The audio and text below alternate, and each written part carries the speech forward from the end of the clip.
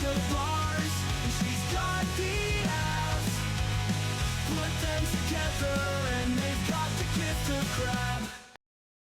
You're just tuning in. This is the Gift of Grab with your hosts, Haley and Will. Hey there. Tonight's episode, we like chicken wings. We like to show hot ones. It's kind of impossible for us to do it because we don't have an array of hot ones. So we eeach went to our They local. won't accommodate.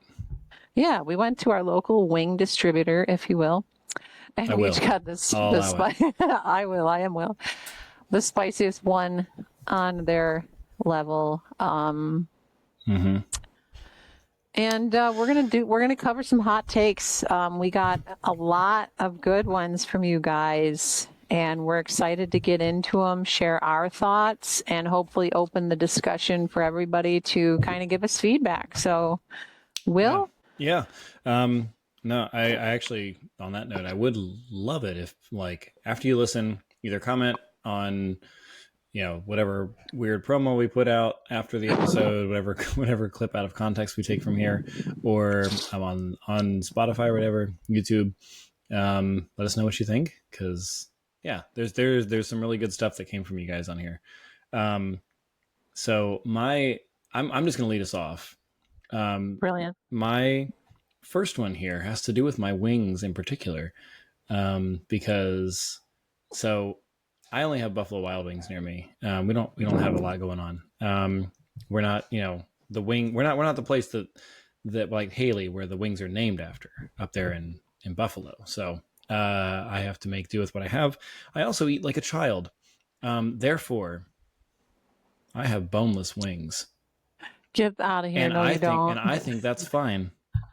No, you don't. I think that's perfectly acceptable. I do. I have a whole heap of blazing whatever boneless wings, because I'm gonna die. No way. I know. Why would you do this to me? I knew you would hate this. Because this is your hot take. That this is my hot take. Are just as good. Because I'm gonna die.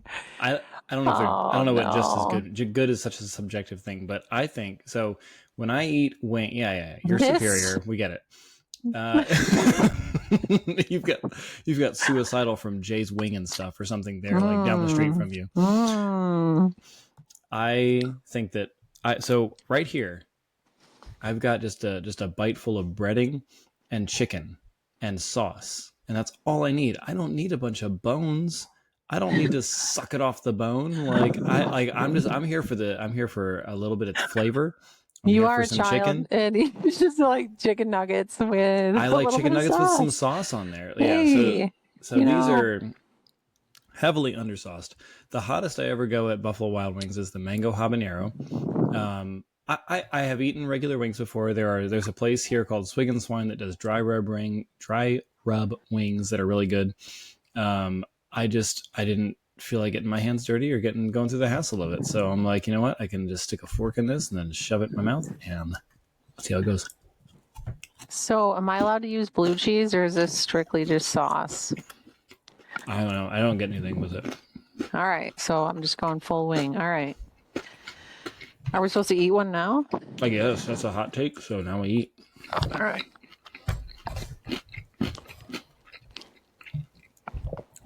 All right, so far. If anyone's into like ASMR of people eating, there you go. I was gonna say I can get closer and really crunch through it. All right, that's decently spicy. I'm gonna need to get some milk, I think. Ooh. In a minute.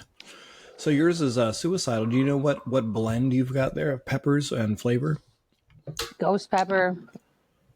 There's a Carolina Reaper. Ghost pepper, good old fashioned Frank's red, but it's got the powder of the. Whew. Yeah, yours are probably. My body heat just went up considerably. I'm gonna check out. Yeah, I specifically recorded this episode in my house because I was like, if I record in the garage where it's humid and hot and awful, then I'm gonna be too uncomfortable to even get through like a portion of these. So, all right, hold on. I got to look up reject non-essential cookies. My sinuses have cleared. Oh, yikes. Honestly, I didn't really look up what was in it on their Blazing website. knockout. On their There it is. website, they have it listed. There's definitely Carolina Reaper. Yeah, That's like their thing. why won't you tell me what's on here, Buffalo Wild Wings? Because this is Because it's proprietary information, and they can't let they should at least anyone tell me blend where it is on the school book. what's in Blazing Knockout sauce. What's in it? Golly, tell me. I don't want AI mode. Not interested. All right, let's see. Devil's Breath, Carolina Reaper, Scorpion, Ghost Pepper, Habanero, red and yikes, red and green jalapenos, chili de árbol, and cayenne. Oh, good. Oh, it's the cayenne. That's what's getting me. I know it. Just kidding. I'm glistening. I'm Yikes. glistening. Oh, this is Greased bad. up. All right, I'm gonna finish this last sip of beer. And... Okay. Yikes, this is gonna be a pain. All right. Well, you can stop with your chicken nuggets. Yeah, these are glorified chicken nuggets. I accept that, but I also think that they're fine. If all you're after is getting some chicken with some hot sauce on it, there's nothing wrong with this. And to our audience, just so you guys know, we really appreciate the questions, and we really appreciate your trust in us to keep these anonymous. Obviously, we both know who sent them in, but we're not going to tell anybody, okay? And in the future, if you say it's anonymous or you don't want anyone to know, we will take it to the grave, because opinions are just that. They're opinions. And let me preface anything that's about to be discussed, guys.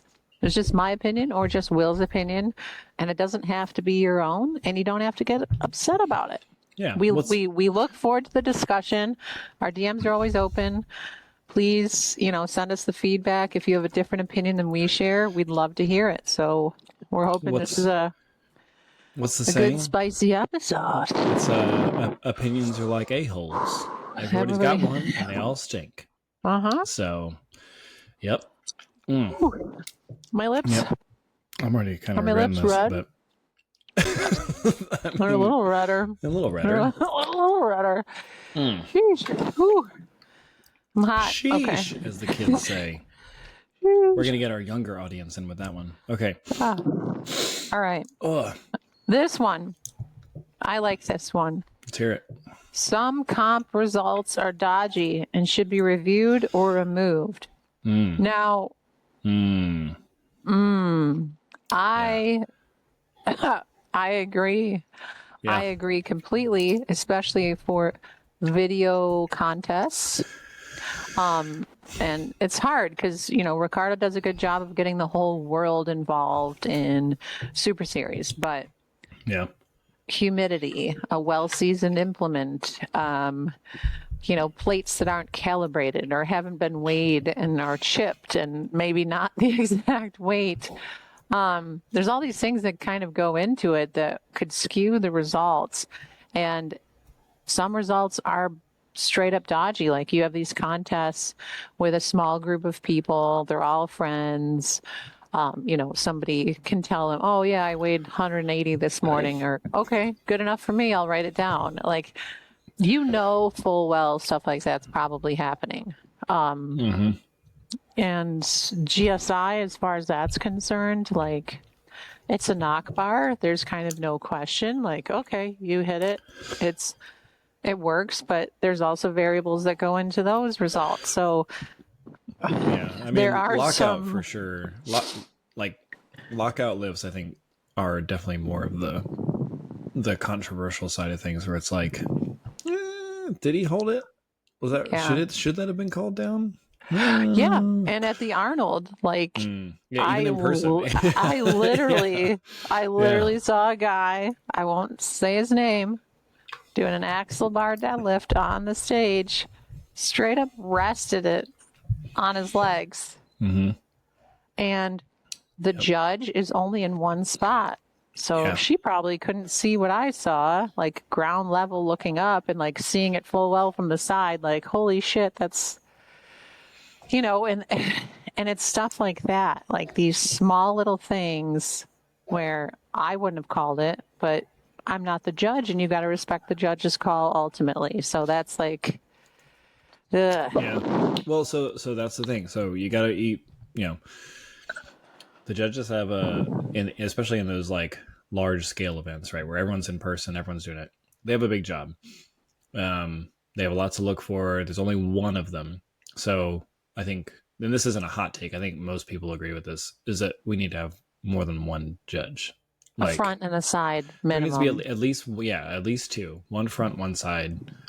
You know, powerlifting, they always have three. I think weightlifting, like Olympic weightlifting has three.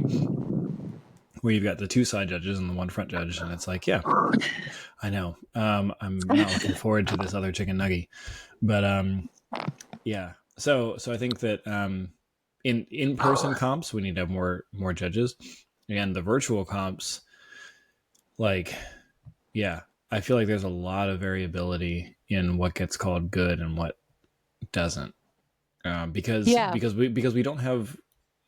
At every, and I keep bringing this back to powerlifting because that's all I really know in terms of like organized competition. Your refs, your judges, they're all certified, right? Like they go through a certification process.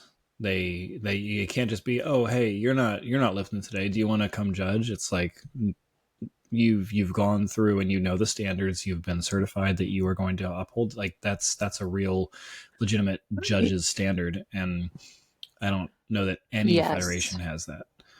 Yes, so. And to legitimize our sport a little bit more, it's absolutely necessary to have Arm Lifting USA sanctioned judges or GSI sanctioned judges that where minimally you have to take a written course, like a written test, something to show that that there's care, there's consideration. I'm not talking about like taking a vow or whatever and signing your life away or spending 6 hours doing an online course, but minimally something, just to make it standardized a little bit more. And that was one of the things that I kept seeing, like legitimize our sport. And that's a common gripe a lot of people have. And I'm excited to dive into that a little bit more, but no, it's cool because we have obviously enough interest, and there's more people coming up out of the woodwork every day where there's guys here even in South Carolina. I thought there was nobody in South Carolina, and then like there's a competition near me in December, and there's another guy that's going to be competing in the Greenville Grab that I came across and stuff. And so it's like there's people coming in from everywhere all the time, and at some point we have to. If people are going to take it as seriously as they do, which that's kind of another thing, is like people do take this stuff really seriously, possibly too seriously, but there's no infrastructure to back that up. Like you've got the grip board, you got the detectives on there calling stuff out all the time, but like you don't have, when it comes to actual competitions, which is what matters, you don't have the people certified to make those decisions. You've got, with arm lifting, it's like all the decisions come down to Ricardo, and that's one person, and that could be, that responsibility and that legitimacy could be spread across so much more than just one. So yes, absolutely. And that I think is a hot take of mine, like Arm Lifting USA, as far as like it just being Ricardo, it needs to expand. It just needs to. Like, I know he has people listed on the board of directors, but as far as a say in things, we're only hearing from one person, and it's his right. He owns the company, the business of ALA, of Arm Lifting USA. But in order to kind of even get others' opinions, I think it's important for growth because, not everybody knows everything, and there might be something he hasn't thought of. And that's my opinion, guys. That's all we're doing here. That's all we're doing. I have an opinion. This is the last one of my own original, because again, we got a lot from people, which is really cool. But this is one that I feel somewhat strongly about. I think that anytime hub is contested, like in an actual contest, it should be traditional. I don't think that freestyle should be allowed, because anything other than traditional is it's a totally different lift. It's not. It's a basically a V bar where you don't have your whole hand on the implement. Like you're in the same exact position as a V bar. So I think if we're going to contest hub should be traditional only. Yeah, and I think that kind of coincides with a hot take we got from one of our audience who said that like implements in contests should actually be the implements. You know, that implements that simulate real things shouldn't be what's competed on. Use the real thing. And as far as I'm concerned, they mean a real hub lift picking up a 45-pound plate or heavier if you can find them. I mean, they're hard to find in the deep plates versus shallow plates. And, you know, you can get into the nitty gritty, and we do have grip enthusiasts that, you know, they've been collecting these things for years and years, and that's its own animal. But like, do I want to see a traditional grip contested? No, because I'm not good at it. Is it authentic and is it the right thing to do? Absolutely. And guess what? If that was handed down, I would work on it. I would get better at it. I wouldn't bitch and moan and be like, oh, well, gee whiz, I wish I missed the old way. It's like, no, we can have one or the other. And if he chooses to go the traditional route, then we all just have to step up and get better. That's all. To me, like freestyle hub is just a way to add more weight to it. It's not a way to actually improve the lift itself. If you look at any of the plates that you're going to be doing hub lifts on, except for some of those like true like shallow plates that like some of those guys do, which is crazy. Yeah, they've all got something like little supports in the middle there that are going to make it impossible for you to grip it like this. You're not going to grip it like that. You have to grip it with your fingers somehow around those things. And so I think that again, if your goal is to have some sort of a modified vertical bar lift that does that, then just get a different implement or something, or just do a vertical bar. Just get a jug, get a 3-inch vertical bar, and just do that. It's fine. But if you want to do hub, if you want to do a hub lift, then do hub lift is traditional, and maybe Iron Mind, them calling it that is what their intention was. Oh, if you don't have one of these deep dish plates, we're going to make something for you to get better at it. But now it's only used as that. So I think their intention along the way got skewed. Like they have a blob trainer too. Yeah. Where you can add weight to it, and it's not, Nobody contests blob trainers. Yeah. Like there's a ton of blob trainers out there. Nobody contests blob trainers. And I guess that kind of could go for, the Stanvil and Little Bighorn and stuff, where those were modeled after anvil horns. Yeah. And from like, I get it at a certain extent. For individuals, cost is often an obstacle, right? Like where you've got, if I were to, I've looked at anvils. I want an anvil. I want a few anvils, and I can't find one for less than $400, and that's like 100-pound anvil. So if I wanted to eventually work up to like 170-pound or 180-pound anvil, that's like $1,000 in just that one anvil. And so then you're talking about shipping it to you, or like if you even find one, like it's, and the people that spend their money on it, like, my hat's off to you, much respect, but like a lot of people can't do it. They can't afford it. I told Alex Guia there in New York. I told him, he posted a picture of like one of the comps he was doing, and they had a bunch of actual anvils. And I was like, that's like my kid's college fund in anvils right there. But again, it would be sweet to be able to do that. Yeah. So sorry, didn't mean to interrupt you, but that's what we're here for. We're here for me to interrupt you. Yeah. Okay. Exactly. If you have an opinion, anyway, I want to hear it. No, I'm just kidding. I'm gonna eat another wing. All right. See how this goes. This is a bigger one. There's still no more sauce on it because again, there's really not a whole lot of sauce on these.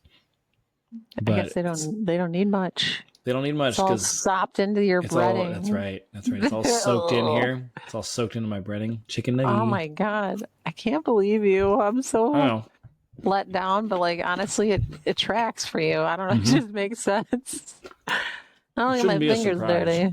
It's not a surprise, actually. I'm pretty pumped about it. All right, moving right along. There should be more grip comps with grippers for those freaky gripper fans. Hot take from one of our audience members. 100% agree. Now tell me, Will, why do you agree? 'Cause I know you love grippers, but like specifically, like, okay, hear me out. A Sure. GSI comp in somebody's basement or local gym or whatever, a gripper portion makes sense. But as far as, what Ricardo tries to do at the Olympia or the Arnold, that's not gonna work to draw a No, crowd. yeah, It's nobody's just gonna care not about going to. No one's gonna give a rip. So But if you so outside of the major, the Olympia or the Arnold, all of the other arm lifting competitions could should include have that. could include it. I think they could, and I think And I that think grippers they have in the past. they have, At least the silver bullet, right? Mhm. Yeah. and that's good enough. I don't need to have a 20 millimeter, 30 millimeter block set like gripper everywhere. But I think grippers are a good true measure of grip strength. Like that is, like everything else we do. Like with the axle, you've got some, like you could be limited by your deadlift strength. You could be, there's other forms of strength. Oh God, that's hot. They go into it. But I mean, grippers are, there's nothing else that goes into it other than grip strength. And so So adding it like even as a qualifier, maybe as a bonus event. Well, a lot of GSI comps have them. A lot of GSI comp do the Greenville Grab that's coming up this weekend. They've got a gripper, a 20 millimeter gripper set, like for max weight and stuff. And I think that's, it could be a qualifier. It could be added to Super Series. Like it's easy to judge. It's did you close it? Did you set the gripper? Did you close it? And there you go. Bang bang. Yeah. Bang bang. Ugh. I mean, as far as grip comps, my only criticism is that it's not exciting. But if you're hosting a smaller venue event and everybody in the gym is a grip enthusiast anyway, Yeah. absolutely, it is the only true test of hand crushing strength. And like that's it. So grip, that should be included. I agree. I don't think he could make it work. Maybe room A120, we could do it in there. But like, definitely not on any sort of stage. But that should be a listing on his website too. That should be a category and contested at contests. And I don't know that it is. So I was gonna look it up and see. I thought Silver Bullet was still on there, but Silver Bullet, that is. But like. Yeah, they don't do the max closes or anything or track any sort of weights for that. Yeah. All right. Everything else, Carl will be at the top because that dude closes some crazy stuff. He closed the 6-band. It was a 6-band narrow Atom Grips Reaper or whatever, and that thing looks like it would just be a great paperweight, and that's about all it'd be good for. But he somehow closed that, and I was like, that's foolish. Well, this is the part of our episode where we fangirl over Carl, right? There's got to be a section every. He's just so very strong with the grip stuff. 2.5-inch axle, 450 pounds or whatever it was. And humble and kind about it. Yeah. And he's like totally cool, totally nice. Anyway. Sorry. All right. There you go, Carl. There's your shout out. He pays us for every single. Kidding. He doesn't care. I mean, he's nice. He'll, whatever. Whatever. All right. Oh, we got a spicy one from a friend of ours from another country. They said GSI and Arm Lifting USA are too North America focused. They should branch out more, make a better effort to expand globally. Now, true, for sure, absolutely. And fortunately, we have like Belarus Arm Sports and Gods of Grip and Ireland, they have their own one. I think there's one in Turkey. There's one in Korea. Australia's taking off with the efforts from Isaac, our buddy. But yeah, Well, I but mean, to as that far as point, GSI and yeah, yeah, I was gonna say, to that point, like, couldn't they all somehow be under the banner of Gripsport International, and they'd have Gripsport Australia, Gripsport Ireland, Gripsport Belarus, Gripsport, like, uh-huh, they should. I think that, yeah, but yeah, Gripsport umbrella International, companies. yes, umbrella company, their parent No, company. I that's absolutely true. They are North America focused, and whether that's just because that's where the leaders are, or that's what they know, and like that's as far as the reach goes, that's one thing. But it is growing. It's as far as sports are concerned, it's kind of still in its infancy. As far as being a business, a corporation, being spread across the globe, but I think getting a branch or like, oh, you want to lead this up? Okay, you are our Ireland chairman or something, our Ireland president, our UK president, our Australian president. Yeah, There's and nothing wrong with that. And that could probably even increase the business. They have to pay a fee to have that legitimized well, brand so name. there's the I think maybe part of the problem of doing that is, like, yeah, if you wanted, you could talk to the grips, the gods of grip guys in the UK, and say, hey, we want to have you as part of Gripsport International, but we have Gripsport North America, or we have Gripsport US, we have Gripsport Canada, Gripsport Mexico, Gripsport, yeah, what, if they want to do it by country or whatever. But then if you've got these guys who already have an established brand, because so much of this comes down to Oh, branding and yeah. and all that stuff. Like, well, we already, like, we have We're our own fine. We don't yeah, need you. we Yeah. have our own And implements. they have Everyone their own does have records. yeah, Yeah. they have their own records. They've got all their own stuff, and so I think at this point it would be really tough without having kind of a competing faction or something. Yeah, Again, and like who's to say who the boss is? Like, because they could grow yeah, exponentially in the next few years. And I mean, they've already taken off, like they already have in the last few. So, and who knows, maybe that's the someday the guys in charge. I don't know. I love what they do. Like, yeah, I love their athlete support. I love their contest setup, their prizes. The guys at Immortal Strengths that do those yeah, contests, like the yep, prize money, the hype, like the yeah. hype videos and sharing who's coming, like just getting people interested in that, I think is so cool, and we could adopt a lot of that. Hmm. And I'm not sure why we don't. I think there was a competition out in Washington last year, maybe, where the guy, I forget the guy's name, that hosted it. Um, he, or Dylan, I think it was his name. But I think he hired a videographer for their competition, and like, it looks sweet. Like the promos he did, the after, like, everything looked really cool and really good. And so I think that, yeah, a lot of that stuff could be definitely done up more. But Yeah, I think to grow Arm Lifting USA, we need better videos. It can't just be Ricardo in his garage showing us a lift, talking about upcoming contests. He needs to hire a marketing strategist or yeah, a teenager that can make cool reels. they do the Gen Z trend where it's just like all of him going like, right, like those videos that go really, Yeah, anyway, those are funny. um yeah, but I guess kind of to that point, maybe another, I don't know that this, again, I don't know that this is a hot take, but it's an opinion of mine that I have, where I think that, especially for competitions and stuff, we should have, we have, everyone makes their own stuff, right? Everyone makes their own. Arm Assassin has stuff. Gods of Grip has stuff. They've got their own. They got their Saxon bar. Everyone else's Saxon bar. All that kind of stuff.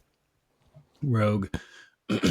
I think that for competition, besides just saying any of these brands are okay, I think that there should be, for major contests and for qualifying contests, like ones that send you to the Olympia or send you to Lee Arnold.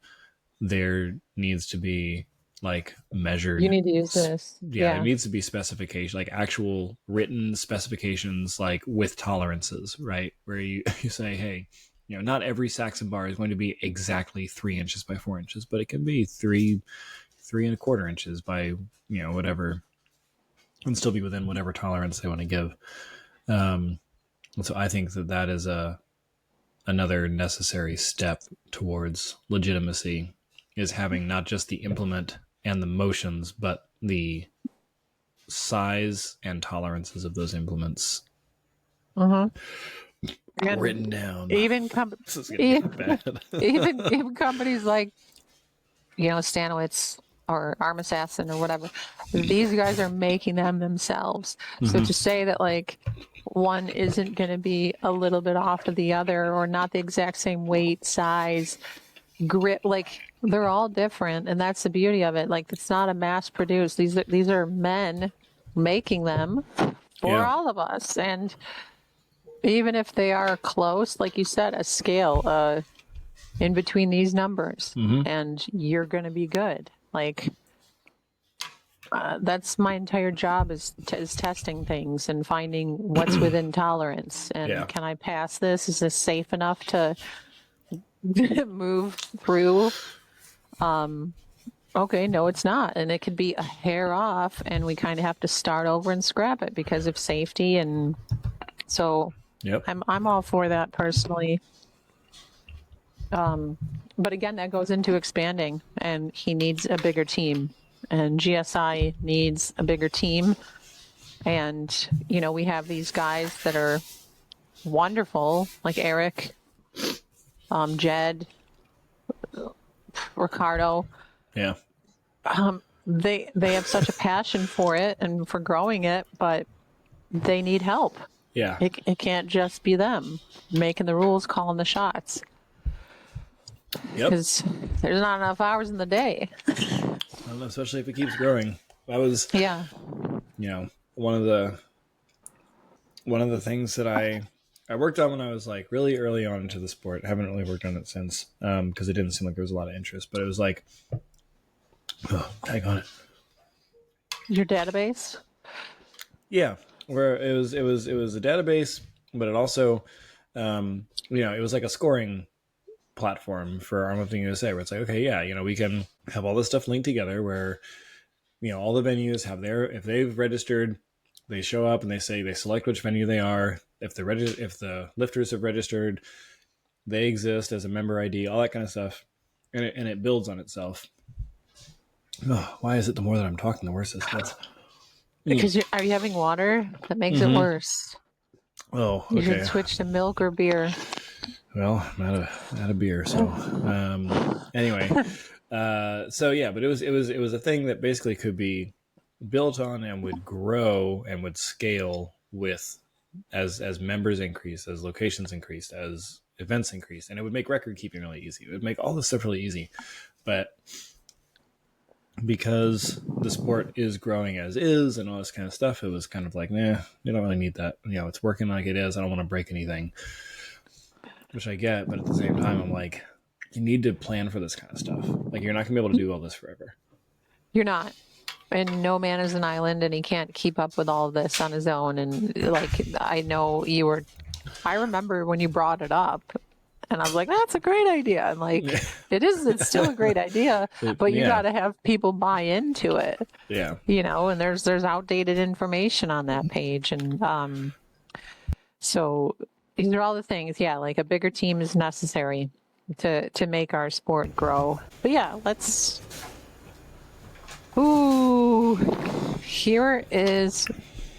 here's my favorite one. Not my favorite. I think they're all great, but this one's spicy. Okay.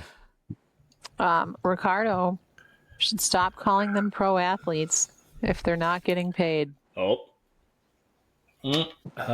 Yeah. As somebody who is a professional athlete currently, and a former one for volleyball, I will say I agree. Yes, it's an honor. And I remember my first Arnold, and I won the open category. And then it was, you're going to be with the pros next year. Are you okay? Your sound cut out. Yeah, my sound cut out because I'm yelling at my dog. I'm sorry. He's Oh. like sitting here growling at me, and I'm like, I'm like, what shut happened? up. No, but as you know, as somebody who gets paid to compete, even in some Highland games, it's a small amount. You know, it's like a hotel room or it's some extra But it's cash, something. Yeah. or yeah, like we'll comp your hotel room, we'll give you food, and all we have is like $100. Okay, great. If I can make it work, I'll be there. And then some games we get paid very well, and we get a hotel. Like, so I think a little something is Yeah. definitely doable, because Will Giuliani, when he was hosting his contest, he sought out sponsorship. He sought out prize money. Back, when I was full-time running a Goddesses of Grip, like he DM'd me like, hey, Yeah. can you throw anything in? And I'm like, yeah, I can manage Sure. $100. And Yeah. like, that's not a lot, but it's something. And so if you had somebody on staff doing that, then for sure, right now we're just good. We're just maybe the elite class. But like the pro, I think that title is undeserved until we receive some sort of benefit monetarily or otherwise. There's not a comped registration fee. There's not a discount on hotels. There's it's all full price everything. yeah. So it's not like the Carls are getting a free ride to come to the Arnold. He's not, Yeah. and like the Australian athletes, Henry, Luke, Sean, Sarah, like that's a huge bill Yeah. to come and compete. Yes, it's on a world stage. Yes, it's a great opportunity. All of those things can be true, but you are still missing something to make it offset a little bit, like just a little bit. Yeah. Well, and I mean, so to that point, again, if you want this to be considered more than a hobby and you want it to be taken seriously, like Yes. I go and I pay all of my expenses for my hobbies. I buy everything for my motorcycle. I buy everything for my grip stuff. Like I buy all my meat for smoking and stuff. It's like, those are my hobbies. If I want it to be taken like seriously and legitimately, then yeah, I would seek out sponsors and I'd try to grow a following and I'd try to do all this stuff. And I think that having, especially the international athletes and the ones that are really drawn to, like Henry puts up huge numbers. He's going to be like here real soon, but he's not going to come back to anything over here if it's always going to cost him, $5,000 or whatever it costs to fly from Australia. Like literally, like for him and his wife, like you're talking $3,000 a person, and then they're here for a week because they want to enjoy themselves and not have so much jet lag and the hotel cost. It's a pricey trip. And yes, it is a world stage. Yes, it's a huge opportunity. But guess what? And I'm not comparing us to them, but like, yes, you are. No, but like powerlifting, strongman. Yeah. CrossFit, high rocks, Olympic lifting. Like there's prize money, there's sponsors. And if we have all these sponsors and all that it is a percentage off and it goes right to Armlifting USA, is that really a sponsor for us? And they still get a name on the backs of our t-shirts, but it's really a sponsor for Armlifting USA. It's not a sponsor for the top female lifter. Yeah.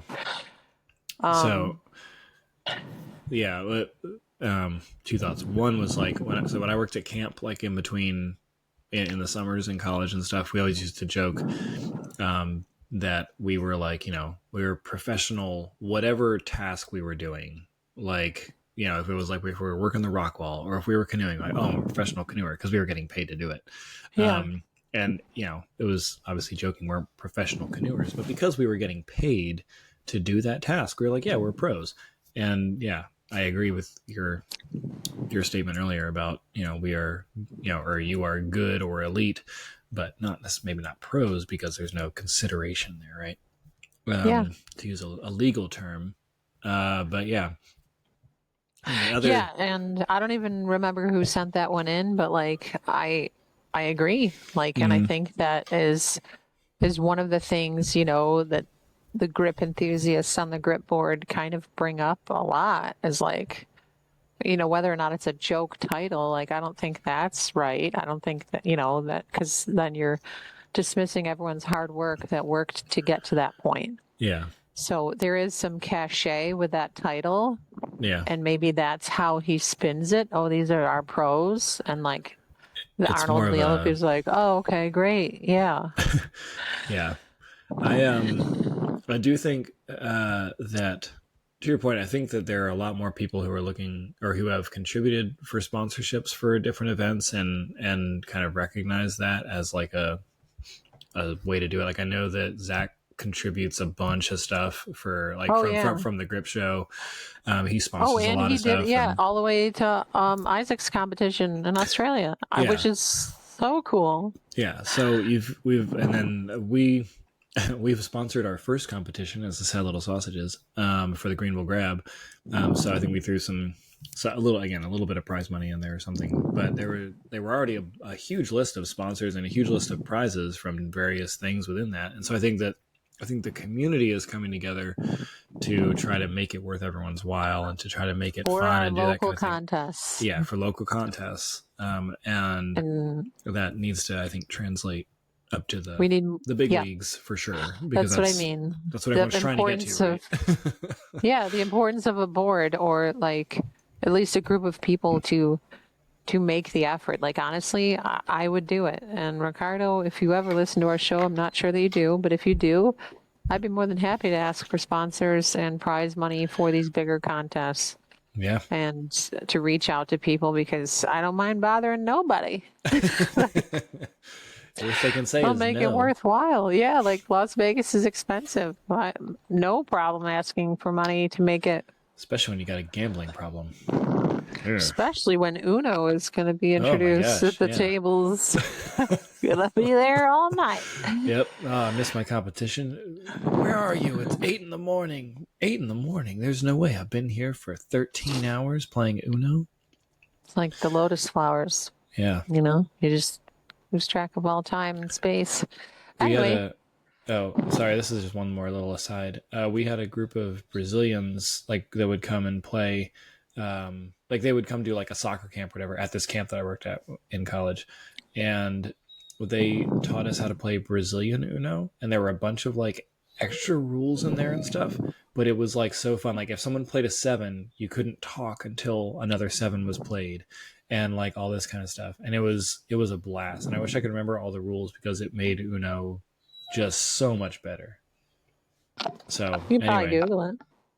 Probably could Google it. Be like, how does Chiago play Uno? Anyway, I'm gonna pause myself here real quick, and I'm gonna see what this dog needs, and probably get a big old mug of milk. Okay. This episode's sponsored by Big Milk. Big Milk. So yeah, time out. Okay. Ranger wouldn't actually do anything, but I do have my big old jug of milk here. Big Milk. Big Milk, because like these are, every time I take a bite I'm like, oh, these are fine, and then for the next like 3 minutes or That's 8 minutes aftershock. it destroys me. So hopefully this whole milk will do it. Anyway, just letting it air out a little bit. Okay.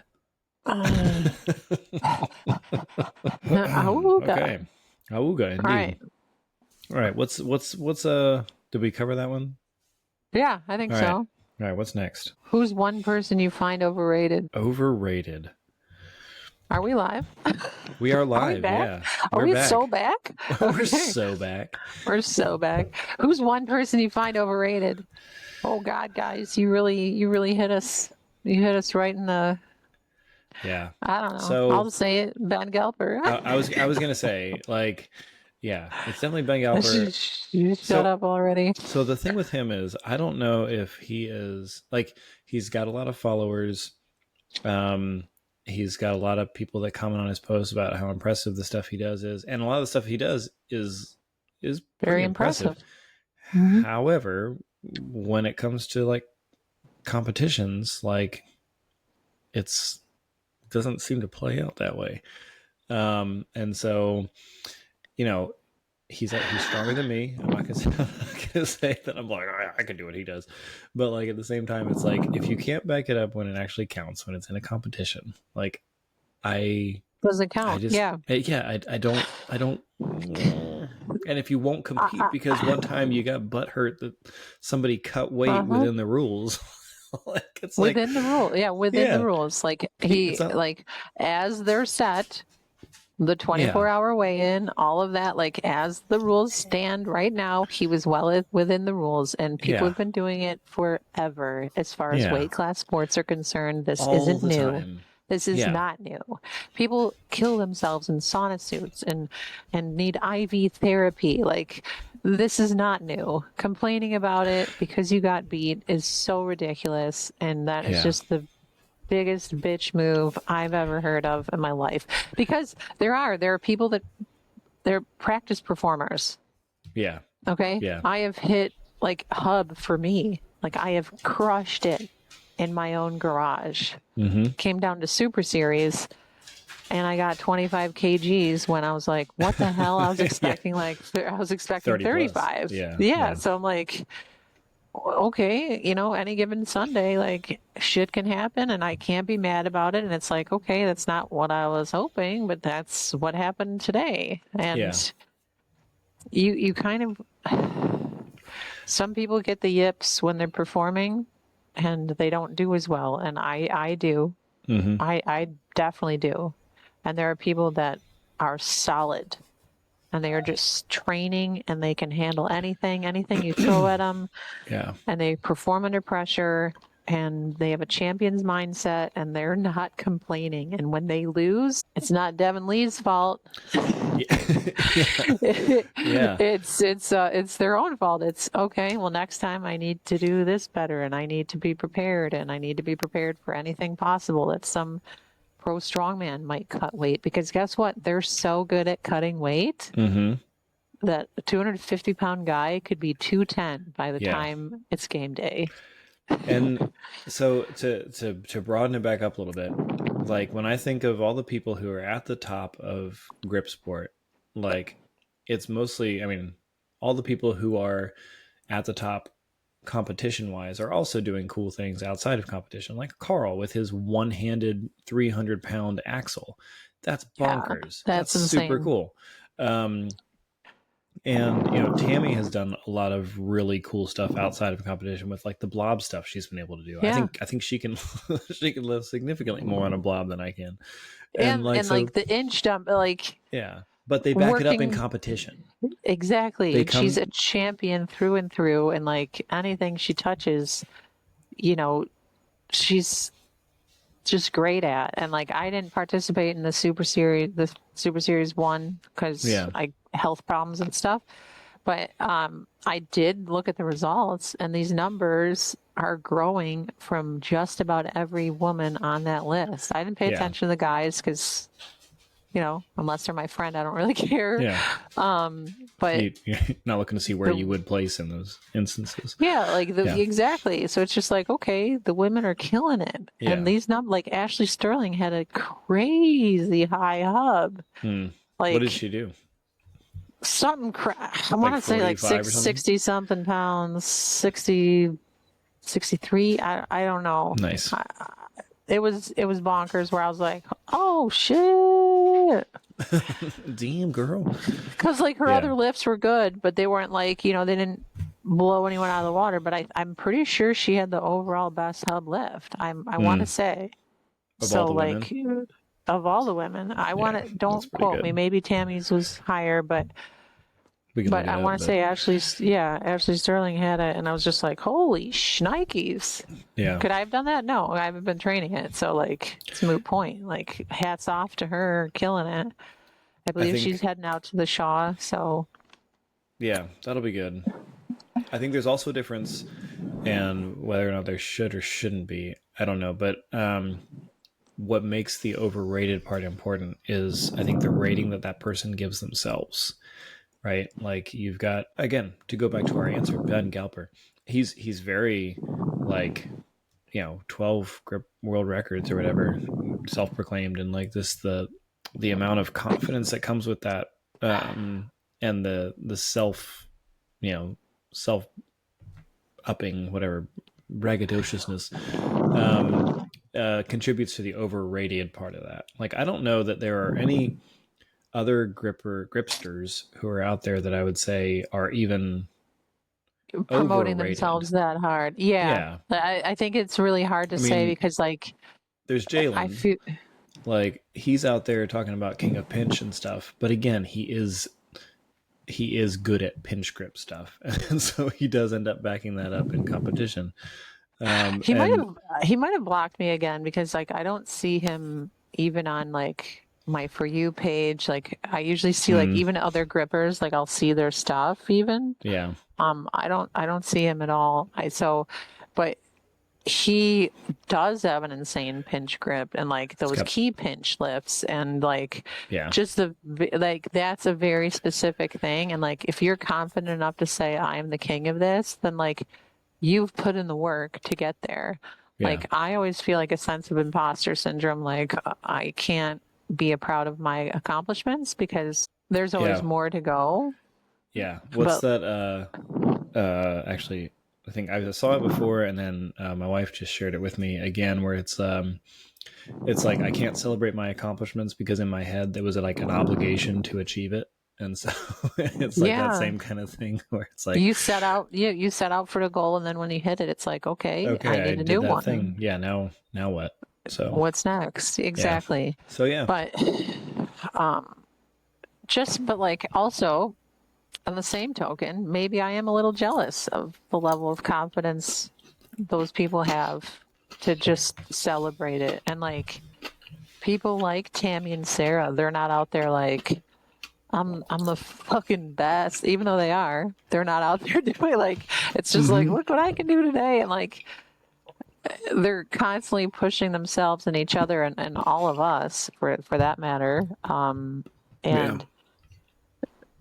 It's astounding, and I think maybe women in general are more humble. But we've talked about my WBC before, my white boy confidence. It's like, yeah.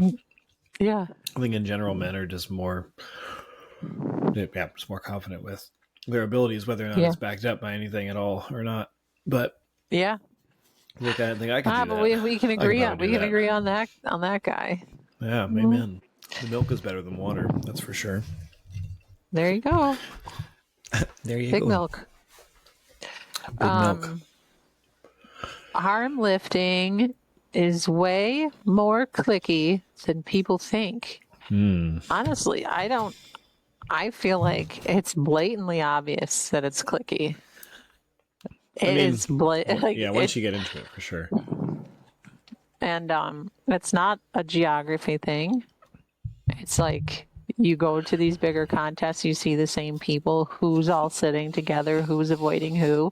I think you can see it almost immediately. And there are outliers and friendly people that try to bring the group together, but it's 100% clicky. And like, you could probably see it now.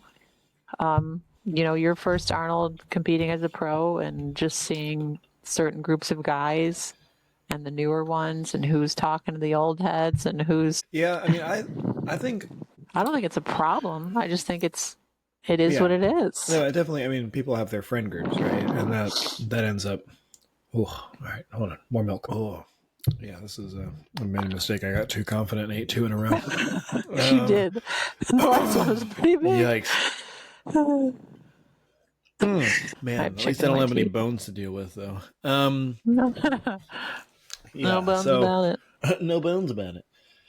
I think that people have their friend groups. People have who they know, and they're comfortable talking to those people or kind of sussing out newcomers based on that. Oh golly. Yeah, which I don't, like. there seems to always be like a hangout or like a dinner or a party scheduled, and it's only like certain people are chosen for the invites. So that kind of thing rubs me the wrong way. But again, it is who you know and who you're friends with. And if your friend group is the one organizing it, then Yeah. good for you. And if not, then make your own. Make your own hang.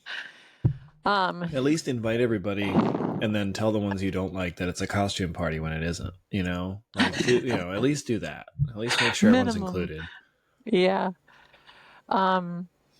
But that's one thing. Women are more cliquey than men are, you know. Yeah, So that's men fair. are more cocky and confident than women, and women are more cliquey and catty than men are. So I think maybe that's where they were leading with that question or hot take. But I think everyone can agree. You know, you can just walk into a room A120 and see. It's easy in the library. Yeah, technically we have our own clique, the sausages. So That's right. Well, can't really be mad about it. It's just it is what it is. I mean, we're welcoming to people. We don't withhold We the are. secrets. We welcome all. If anyone wants to be a sausage, you can be a sausage. You just have to be a bit of a goofball. That's all. Yeah. The only requirement. The only one. Do you have anything more to add to that? To that one? No, I don't think so. All right. We already touched on this at the beginning, but implements that simulate real things shouldn't be what's competed on. Use the real thing. So we talked specifically about a hub. Like, what's another one that grinds your gears, or what's an opinion you have on that? I don't know. I tried to give this one thought, and I don't know that I fully agree or disagree. Like, when it comes to competition, like, while I would like to see more of like the traditional grip feats and grip implements kind of contested and stuff, at a certain point, you know, if we look at hub, or we look at something like that, what happens when you run out of room for plates on the hub, like on the plate, like to load up weight on there? What happens, like, you know, with the anvil, if you can't find if you get some freak out there who can lift, you know, more than whatever anvils you can get, how do you hold on. Yikes. I feel like my nose is running, but I'm fine. I'm doing all right. I'm fine. I'm doing good. I'm doing great. My nose runs at just the Never been better. slightest. Yeah. But I think when you're looking at a sport in total, like, I think that it's good to keep the sight of the original, you know, the OG stuff. Like, I love the thought of lifting an anvil. I love doing hub lifts. Like, I love all that kind of stuff. But when it comes to a competition, and it's going to be highly variable, and you're not able to, you know, like on a hub, you're going up in small increments, or on a vertical bar or on an axle bar. I guess some of the examples that person brought up were like blue fat grips compared to an axle bar, which, fair, you know, that is really the blue fat grips are mimicking that movement, but it is significantly more difficult. Like, so It is, and that's a good one. That's a good one to talk about. Like, blue fat grips are their own animal, because the seam, you know, will roll away from you and makes it a bit more of a challenge. So here's the other thing, though. Again, on that is like, yeah, if you're like that, I don't envy what those wings are. But so for the blue fat grips, the rules state you can use a power bar, or you can use like a deadlift bar. And deadlift bar is smaller in diameter, is small enough around that the gap closes. And so, like, you can have venues that are using a power bar where you've got that 1/4 inch gap, whatever it is, on the blue fat grips. And then you can use like we did at Strength Empire gym. We had a deadlift bar and it closed fully. And so it's like, but the rules state you can use either one. Again, going back to a standard that we need to have. And I don't think that standard should be you can have a 1/4 inch larger or smaller bar. Like, you need to pick a bar.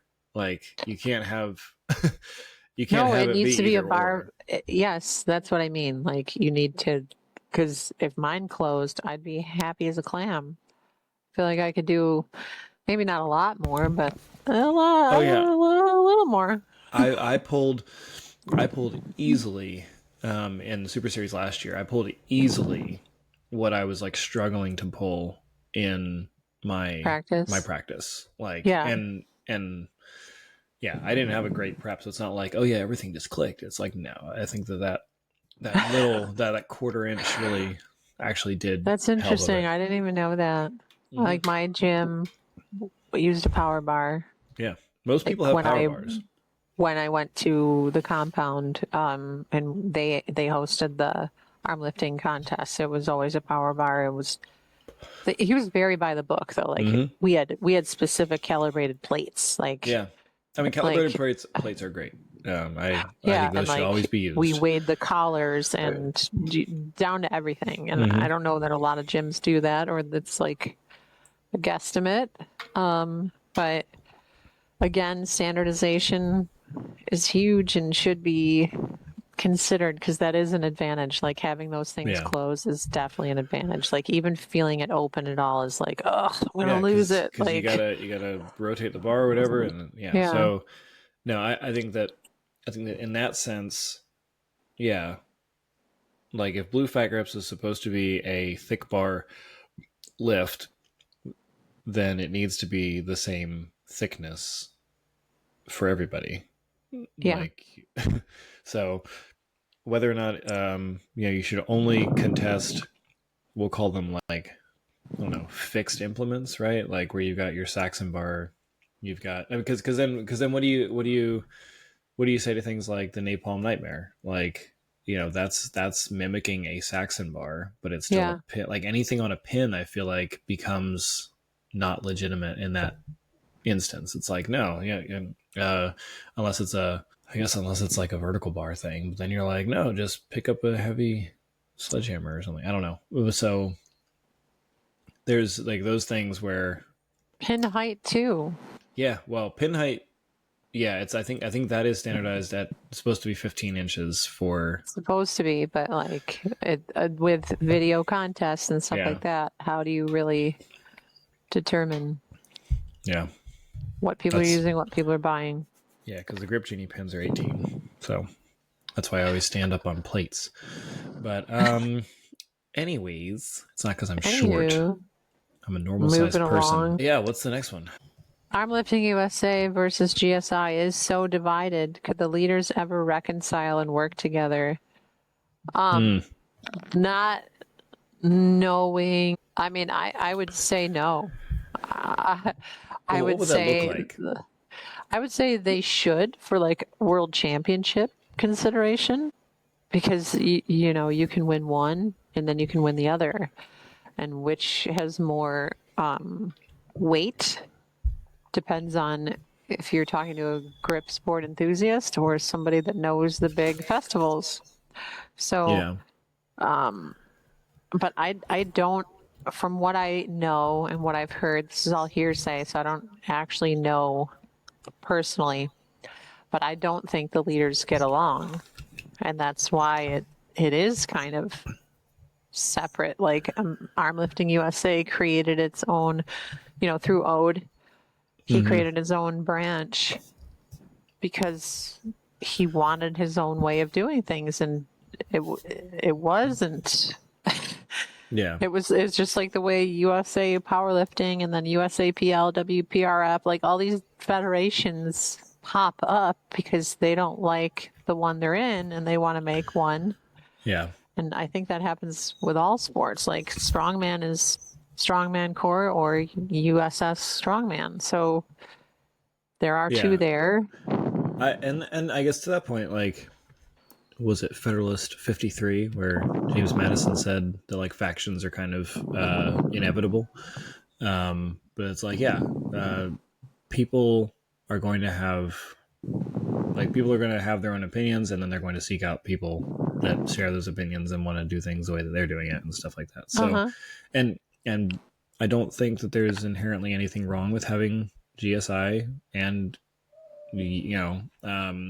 Armlifting USA. I think that they both serve their purposes. Like Armlifting USA is great for having kind of, I guess it's got a limited set of implements that can be frequently contested at large events that people like to see, that bring recognition to the sport, and then also can have, you could, like last year at the Arnold to this year at the Arnold, like it was the same implements, and people feel one way or another about that. But for me, I'm like, okay, cool. I have something I can directly tie performance wise to where I was. And GSI has all, I'll call it the fun stuff, where it's like you can basically do whatever you want. You can have 3 lifts, you can have 8 lifts, you can have a medley, you can have all this stuff, and you can really like get the gamut of all of the grip. Anything grip is coming from here, and you can really experiment and be creative in that. And so to me, I think they're 2 separate markets. They're 2 separate things, and I think it's fine to have it. I mean, it would be great if they got along, and a lot of people are able to do dual sanction meets and everything. And so it's not like they say, they're so divided where it's like, no, if you're doing GSI, you can't do Armlifting USA, you can't do this or that. And so, we all kind of can jump back and forth with that. Yeah, and people do all the time. Yeah, and the companies like Andrew, like Nemesis, like he has his own set of records. Gods of Grip have their own set of records. Like I think we're going to see more of that too. Like especially specialized equipment. Like, okay, my record is this on this implement, but this is mine. I might as well make my own list and invite people to do some sort of contest to drum up some business. I think it's brilliant. And as far as can they reconcile and get along, I don't see that happening. I see them being separate and respecting each other for what each other does, and that's the best we can hope for. I agree. I do like that Andrew does that like Nemesis of the Year award thing for his implements, where it's like the top 3 or whatever get gift cards or something like that.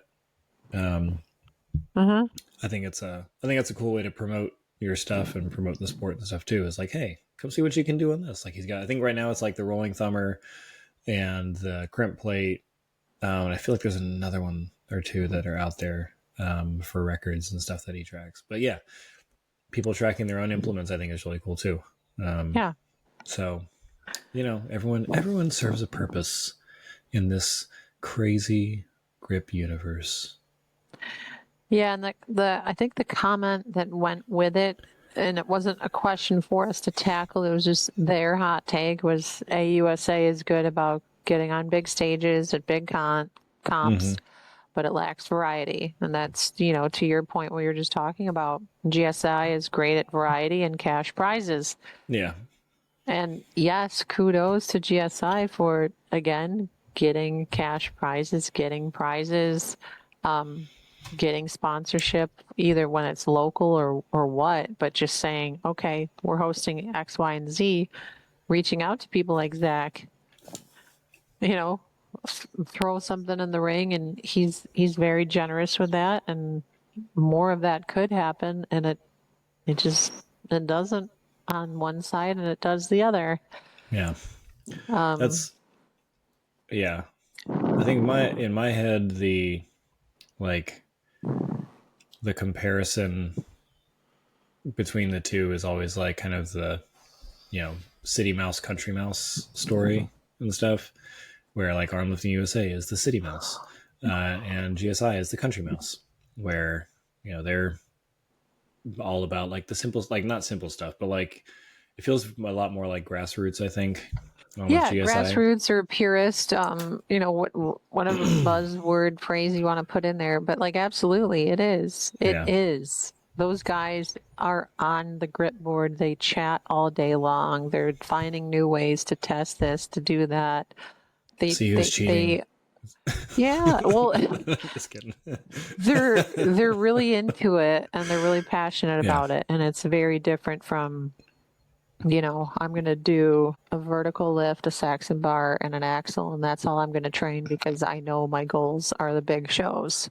Yeah. And that was me my first year, because I was like, well, I don't know anyone that does GSI, so I'm not going to bother. Yeah. But then I was like, oh, well, certain things help certain things. So I might get a few of those toys, and and my eyes have opened. Yeah. But yeah, not really a question for us, just a hot take. Hot takes. All right. Yeah, I guess another, and this probably has a few different. I think we've gotten a few questions related to it, but then I'm sure we'll touch on all of those points. But like in terms of performance enhancements, we had somebody write in that is the hot take is that performance enhancing drugs are or there's a lot of hypocrisy around stereotyping some performance enhancements versus others, namely in the form of, anabolic steroids are like a no-no, but things like SARMs or peptides are not really talked about or deemed as like, well, that's different, that's okay. When a lot of the effects are, there's still in performance enhancement there, right? And so I guess the hot take is that there's a lot of hypocrisy around what constitutes performance enhancement and why some are deemed to be evil and others are not. Absolutely. So, which I agree with. I mean, I think that, so there's the old thing of there being, you still have to train, right? Even when you're taking stuff, you're not just going to automatically be stronger by taking something. But I do think that there should be consistency and standards around like what is deemed acceptable versus what is not. Like a lot of SARMs you can take and they'll have similar strength benefits to anabolic steroids. But people don't really talk about them, or people think, well, SARMs are fine because, again, they don't have the label of steroid. And steroids just have been so taboo in sports, whether or not people know they're used or not, for so long. I'm not too familiar with SARMs. Like, I know it's like gained popularity recently with like younger athletes and like bodybuilding and stuff like that. So I can't speak to anybody I personally know on them or taking them, but peptides, steroid use, and you want to talk about an advantage, hormone replacement therapy. So how many of the men that compete in arm lifting and GSI are on hormone replacement therapy, are taking testosterone? If you're going to tell me none of them, you're a liar, because like I know full well, like a lot of my guy friends are on it. Yeah, And I eat boneless on wings, it. so you know it's not me. And they've been on it and they need to stay on it. It's like one of those things where once you start, you can't stop, or your levels are just going to plummet. Yeah. And then you're going to grow boobs, and your hormone panel is going to be all over the place. So like a lot of like that, but that is performance enhancing. So to me, in my mind, like that's a health benefit. That's the longevity of like your muscles and your joints, and like that's fine. Like whatever. That is an advantage. Acknowledge it's an advantage, but like you need it, you take it, you still work hard, then I don't know who can say boo about it. Like, yeah, we're both federations are untested, so everyone's operating within the rules because there aren't any actual rules around it.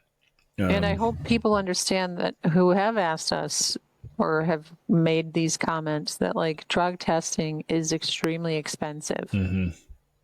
And if we're not getting cash prizes at a contest like the Arnold or the Olympia, do you really think we're going to get them if we're going to require that the top 3 or any world record lift goes and gets a drug test? Yeah. It's just not going to happen. Not while the sport's growing. And it's not feasible. Yeah. And people can comment and make assumptions about who's doing what and who's on what. And I mean, you could walk around the Arnold and look at everybody who's on it, and it's visible. You look at arm lifting athletes and you're like, I don't know, they kind of look normal. Yeah. Maybe, but there's just outliers. There's people that are huge and cut and jacked, and you don't know what they're doing to get there. Some of it's genetic, but what is an advantage? And the person that's wrote in that question, the hypocrisy is huge. Because, I mean, if you want to get down to brass tacks, like supplementation is an advantage. Yeah.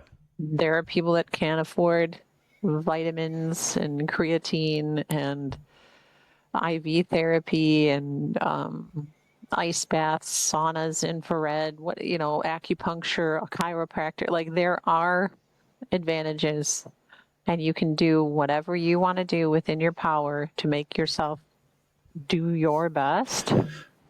Yeah. Well, and Where does it end? I don't know the specifics of how drug testing works, but like if we were to start drug testing, then for TRT specifically, men can have low testosterone and then they take TRT to get themselves to like a normal level. And is that something that would show up and then disqualify, or does it look at just overall free testosterone? And if your levels are like super jacked up high, then that's a red flag or something. Like, it's Highland Games, the IHGF, whatever, like our federation for Highland Games is now implementing drug testing at like the world championship level for the first time now. And like they actually just brought it to the masters group. So that's like over 40s. So a lot of the men were very upset because free testosterone is going to be tested. And like, there's like a certain marker, like 1,000, 2,000, whatever it is. Yeah. If you're above that, they know it's an enhancement. Unless Gotcha. you get like a note from your doctor that says, no, I have, because there are women that have a lot, like really high testosterone, like that boxer that people were claiming was a man. Jumped all over at the Olympics. Naturally occurring versus enhanced. Okay, fine. If you, and then if there's like a lot of states are like, okay, if you set a new world record in weight over bar, then you're going to go get drug tested because we need to make sure that it's, and then there's some games where they're like, no, we don't test our athletes. Do whatever you got to do. Yeah. And there's women with like traps that go up to, up to here like Bill Goldberg, and you're just like, I can't compete with that. Goldberg. you know your own limitations. Like you look at somebody who's completely cut up and juicing, and you're just like, I can't compete with that. I'm not as strong. But it doesn't take away their hard work and their training. It just means, yes, they have an advantage and you can be upset about it. But like right now, there are no rules against it. So. Yeah. As it sits.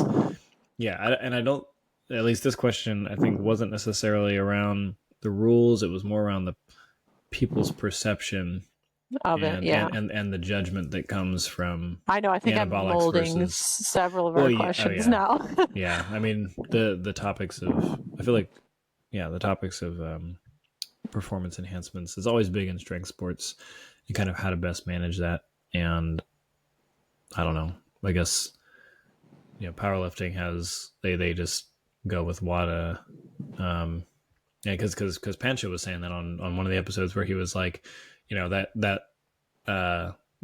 girl that he knew that did grip, like she didn't compete because she wouldn't have been allowed to compete in the IPF because either Grip Sport International or Armlifting SA, either whichever one was federated through, they don't drug test. And so if you compete in a non-drug tested, I'm here. Can you hear me?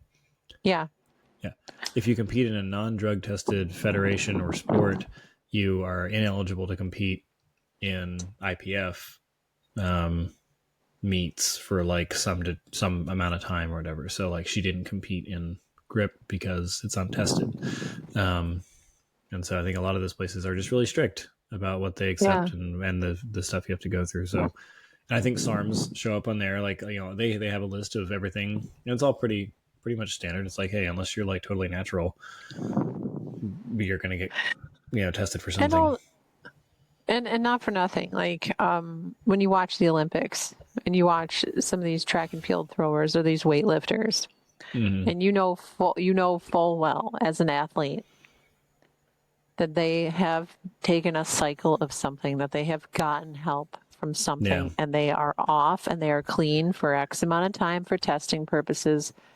And they know a guy who gives them a heads up. And like, it happens all the time. I know a few Olympic athletes and I know that they have used. Yeah. And some of them have gotten caught. Some of them haven't gotten caught. And newsflash, like if you think like these discus throwers, they're just launching something over a mountain. How much you want to make it bet I could throw football over the mountains? Yeah, like are only taking creatine. Like you're high. Like it's all, and like the CrossFit athletes. Like, oh my gosh, I'm clean. No, you're not. No, there's not a chance you are. Like Matt Fraser saying he's clean and he's disappointed that one guy got popped for it. It's like, sir, you are retired now and you are half the size. So tell me I'm wrong. That was all chicken and rice. Well, I think it's pretty clear how intra-carb workouts. Yeah.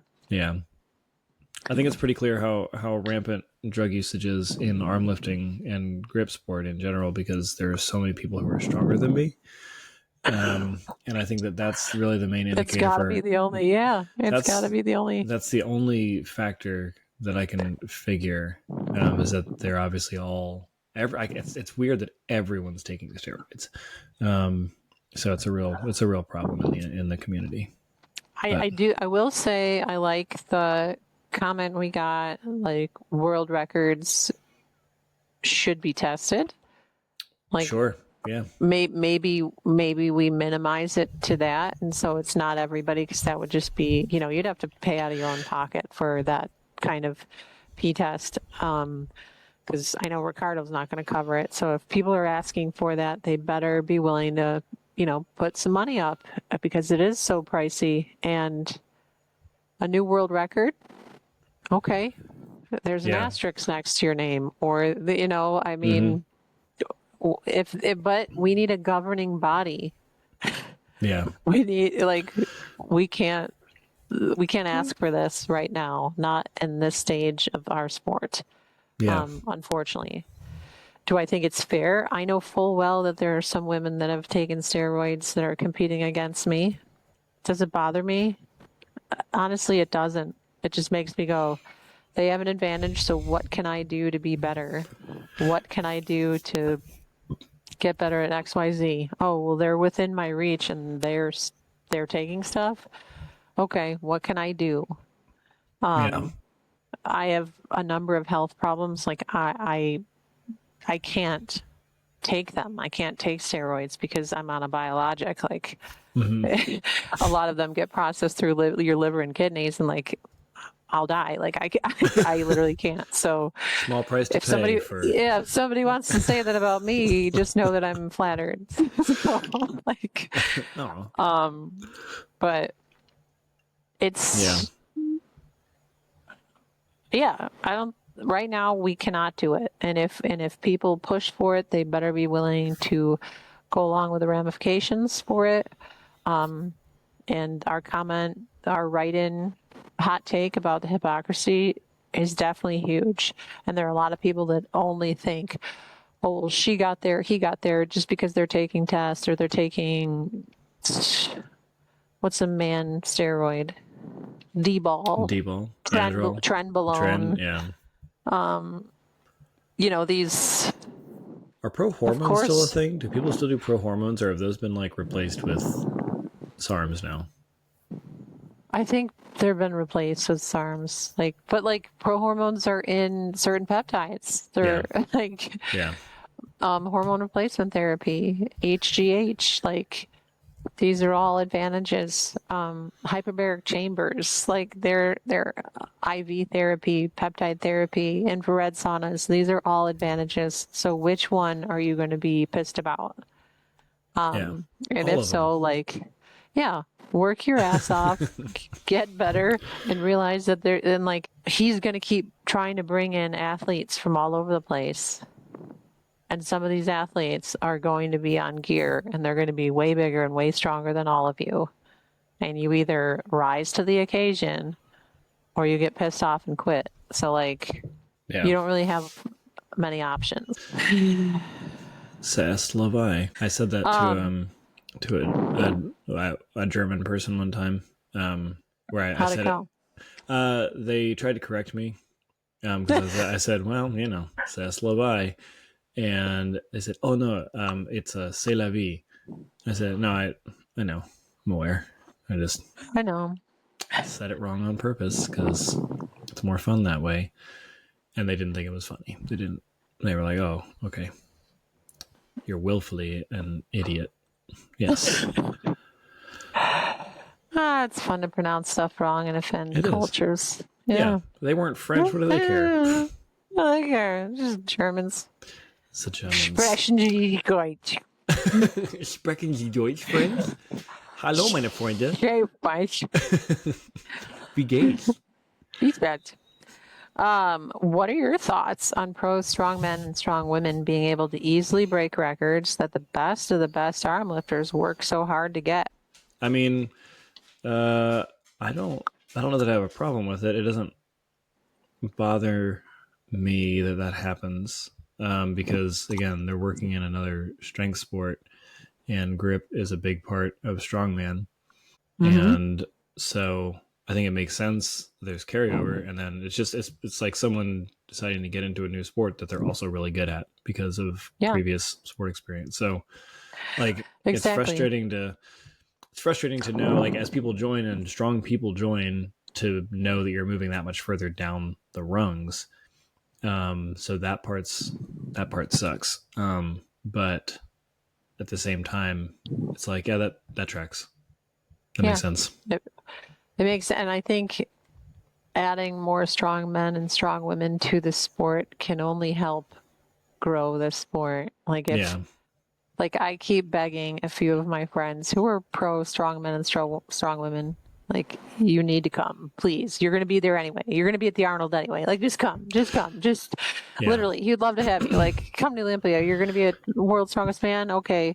Well, same weekend, arm lifting's happening, and you could just do it so you don't get, DOMs, and like, you don't get too sore because you're still moving. Just, your contest ends, ours begins. Just come on over. Yeah. And they're interested, but it's again like, there's no prize money. There's no, know, why am I going to risk an injury training for this? What's the incentive? So like, that's my whole thing. It's like, I'm trying to, and my friend Hannah, like, is super interested in grip, and she's been training grip, and she's a pro strong woman. She's been at the Rogue. She's been at the Arnold. Like, yeah. She would easily kill all of us. And would that make me mad if she came in and smashed Amy Waddles' axle record? No, I'd be like, hell yeah, brother. Like, this is sick. Like, that would be amazing. Like, oh, this bitch just comes in and gets a 400-pound axle and like raises the bar for what's expected for women. I think it would be outstanding, and I hope it happens this year, and I'm going to keep begging her. Yeah. Well, and I think a big reason for a lot of the increase in interest in grip is because of strongmen like Brian Shaw and Martins Lisis, who they're big names already. Strongman is much more established than grip, and so when you have people from a bigger sport come into a smaller sport, then people who know those guys and know what they're capable of, they come into it too. So, Arm Lifting USA is at the Shaw Classic now, doing the blob stuff and a few other things, and that'll be good visibility, and Brian Shaw being so big into it is helpful. And like Kim Johansson just oh my gosh, did it with Martins, and like, it was insane. That was bonkers. Yeah. And he was there for a strongman show, and he's like, let me just mess around, and oopsies, break a record. I would pay money to just see like an axle off with Carl, Kim, and Henry. Like, I think those three just going at it head to head on. Well, I mean, even Saxon too. Kim Saxon that year that he was here was still good. It wasn't as close to Carl, I think, as his axle was, but like, or his axle, I think he beat Carl in axle, and Carl won Saxon. But like, just to see those guys go at it, because they're huge and they're very strong. But yeah, Kim having And that Henry's not connection. even that big. He just has huge hands and he's so strong. So like it's Yep. all shapes and sizes, and it doesn't matter like hand size, wrist strength, body size, because like Carl's 6'8", Henry's like 6'2". So I think he's taller than that. I don't think he is. I think I had to look up a decent amount when he was there. Yeah, but like I think he's like slightly, Nate's height. not like. I think he's like 6'4". I don't think so. I have We'll ask him impeccable after posture. this. So do I. People always think I'm taller than 6 feet, and I'm like, no, friend, I'm sorry. Just every other 6 foot tall person I'll get a tape measure hunches. out. Yep. Yeah, they're all hunchers. Or he's lying. Or they're lying. Yeah, I guess that's also a possibility. Yeah. Which anyway, but pro strong women, strong men, and their other comment was sometimes it makes arm lifting not so impressive. I mean, I disagree because, when you talk to a strong man who trains on an axle bar, they're always using figure eights or straps. Yeah. And like, if you ask them to lift, oh, you lift 600 pounds on that? Can you do it without straps? They'd be like, no, the hell? And like, they would struggle to acclimate, but they're so used to the implement themselves, it would be a much faster progression than us, who was just like, I've been weightlifting my whole life for sure. But my first time using an axle bar was the last few years. So, and that's, well, this is tangentially related, but it's also interesting, like with grippers like that, because you get really big, strong guys who can barely close like a Captain of the Crush 2 or 2.5, and then you've got me who can't do much on anything else, but I can, 2.5 on a bad day is fine. And so it's like that's where I think the grippers are more interesting than people give them credit for, is because there are a lot of guys who have that body strength and they've got the ability to move weight and that kind of thing, but when it comes to grippers, they might not have the same crushing power. So yeah, and like the beginning of Zach's show when he's talking about, I think it's Joe Hodgson crushing thick bar pinch grip. Like there are different strengths in this sport. Yeah, and one person could be like Jalen, the key pinch grip king. And then there's like axle gurus like Kim, and like people that are really good at the teeny ones like crimp plates and anything from Nemesis. And it's just like, okay, this is specific, and we each kind of excel at one thing, and the well-rounded athletes are the ones that are usually at the top, but everybody has their favorite. I don't know where I'm going with this now. We were talking about strongmen. It makes it so impressive, but I think it's still plenty impressive. I think that when athletes understand grip, it's more impressive. To the average viewer, it's not impressive because they're at the Arnold where right before us, the firemen, world's strongest firefighter, are lifting crazy weights. And then they come over here and they're like, oh, there's Carl lifting 500 pounds on an axle. Well, I just saw a guy lift like 1,000.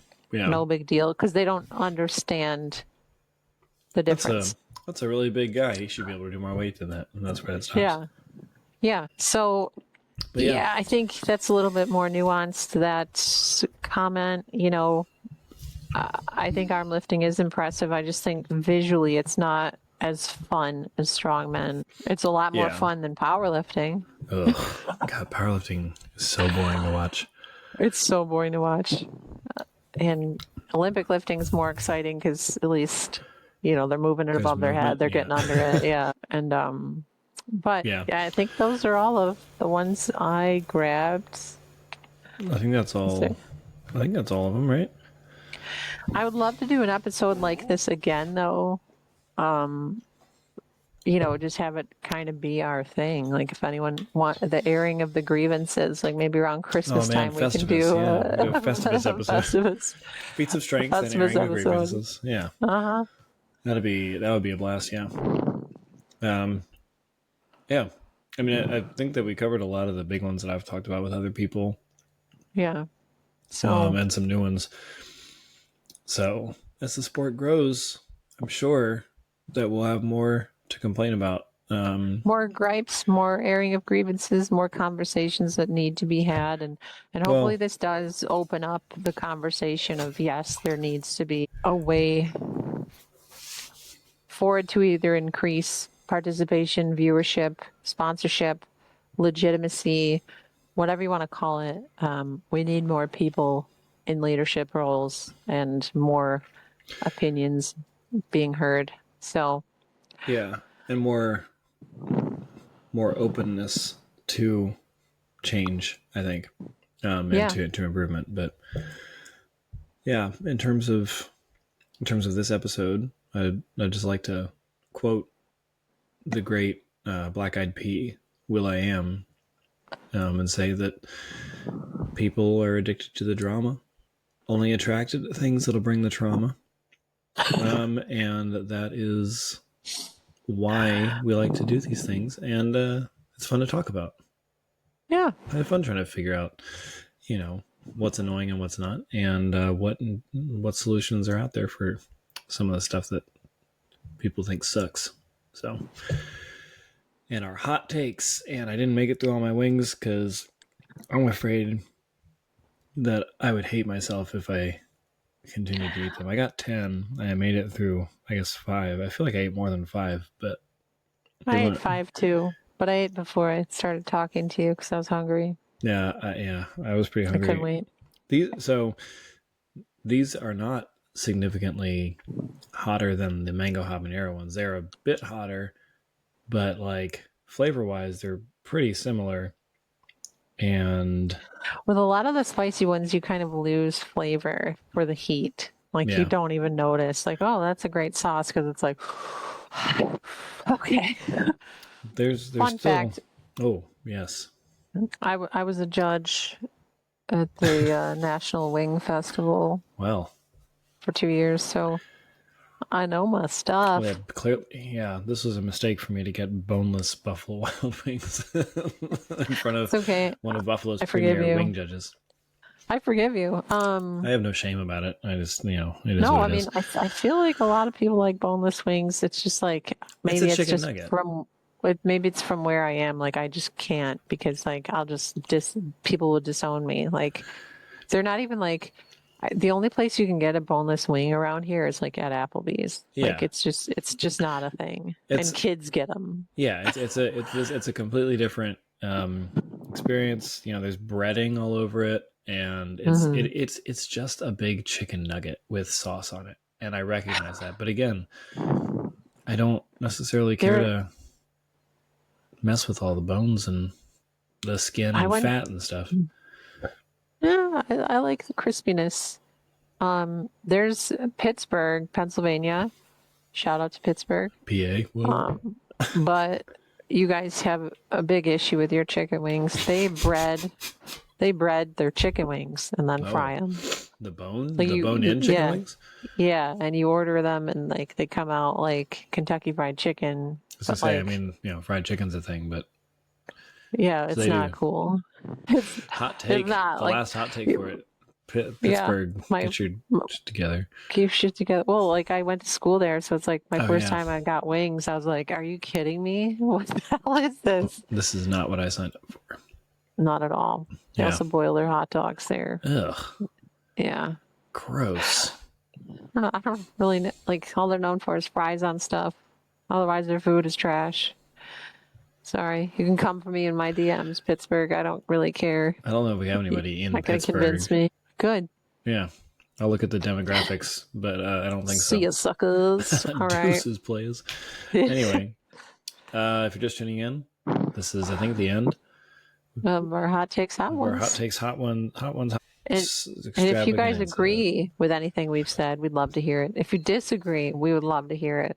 I'll argue with anybody anytime. So if you have one you were too chicken to tell us, tell us now because we ate chicken wings. Save it.